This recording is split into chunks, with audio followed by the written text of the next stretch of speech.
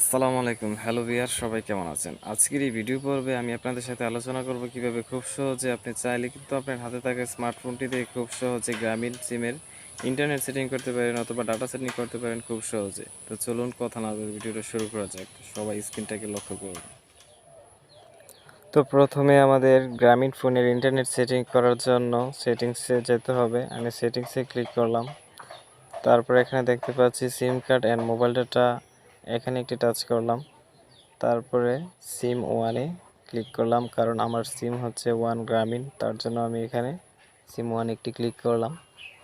তারপর আমরা একটু নিচের দিকে দেখতে পাচ্ছি অ্যাক্সেস পয়েন্টস নেম, এখানে একটি ক্লিক করলাম।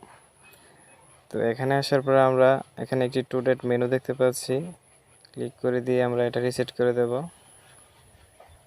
ওকে, আমি রিসেট করে দিলাম। এখন আমি নতুন একটি গ্রামীণ ফোনের জন্য ইন্টারনেট সেটিংস করব।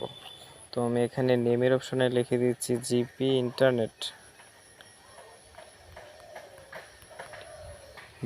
ইন্টারনেট লিখে দিলাম। তারপরে এপিএন এই অপশনটা তো আমি সেম জিপি ইন্টারনেট লিখে দিচ্ছি।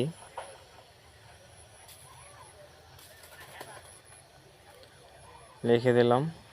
এখন আমি এখানে টিক মার্কে একটি ক্লিক করে দেব।